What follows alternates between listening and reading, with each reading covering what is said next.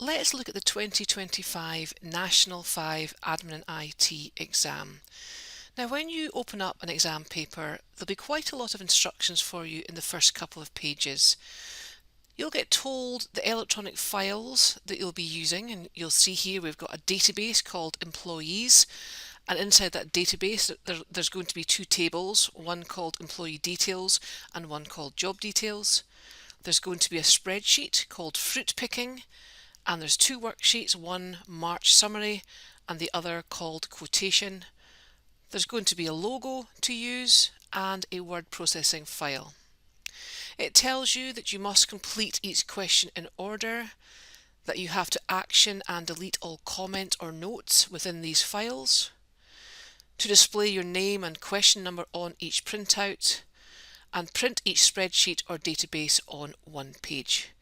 You also get a table that tells you exactly what you have to do for each task, how many marks you've got, and you can tick it off as you're going along.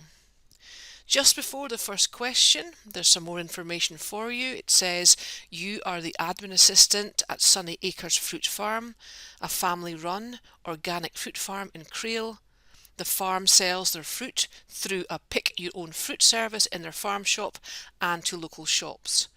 The farm manager is Andrew Thompson. The farm slogan is farming for a fruitful future.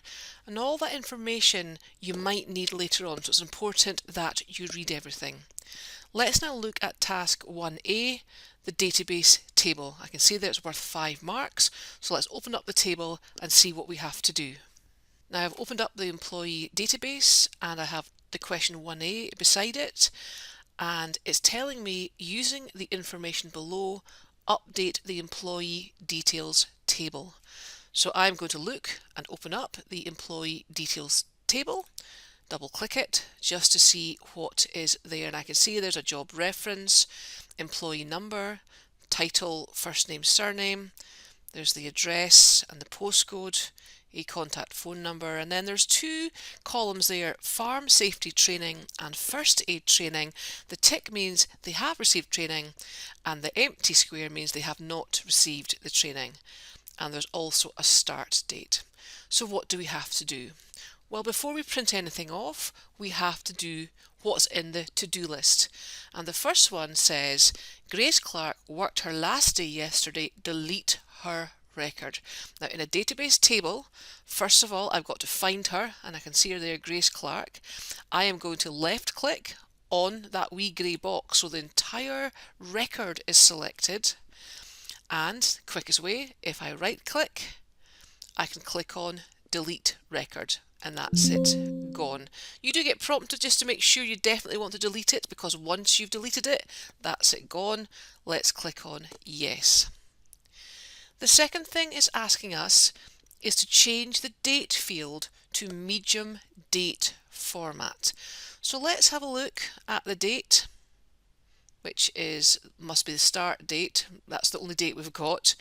So we can't change anything in the actual table itself. For this one, we have to go into the table design. So we're kind of going behind the scenes of the table. To do that, go up to View, click on the drop down and switch to Design View. So this is how the table was set up in the first place. And you'll see there, we've only got one date at the bottom, the start date. It's got date time, and again, there's really nothing we can do there. There is a wee drop down, but that won't really help us. Where we need to go is go down to this grey box at the bottom under Format. And you'll see there's a wee drop down there. If you just click on that, we can change it to the medium date. We can view it just to make sure and see if that's changed. Yes, we have to save the table. Yes, we will. Click on yes, and then as we just go along, let's see if it's changed, and yes, it has changed to the medium date format. So the third thing we need to do, we can see there Claire McPherson got married, she's now Mrs. Piotrowski, so we have to go and change that surname. So let's go back and see if we can find Claire McPherson.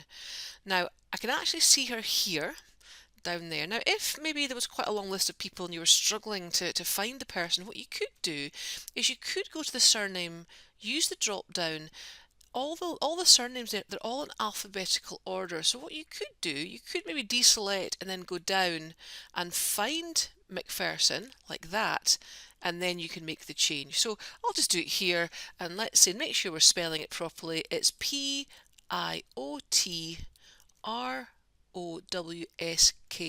Now, because I filtered it down just to help me change the name, I'd have to, of course, undo that filter. All right, so if I just sort of click away for a moment, you see how there's a wee filter button there. Just click on it again, and let's just clear the filter, and we've got all the names back, and Claire's surname has now been changed. And then the last thing we need to do, it says there that Colin Lovell completed his first aid training. So we have to go, well, first of all, we have to find Colin Lovell from our list, and I can see him down there. All right. In fact, if I just open up the whole screen so you can see everything on it, all right, remember there that the tick, if he hasn't had first aid training, is not ticked, but he has had it, so we are going to tick that.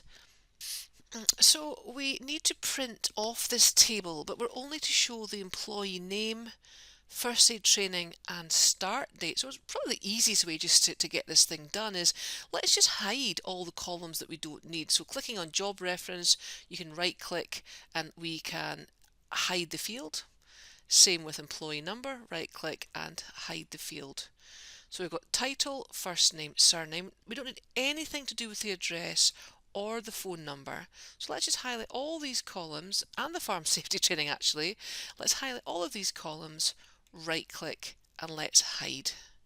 So now we've got what is being asked for, the name, first aid training and the start date, but the only thing that we need to do is we have to sort the date in ascending order. So we can look at the wee drop down there, and well, it's saying ascending, which means oldest to newest, and then that's us done.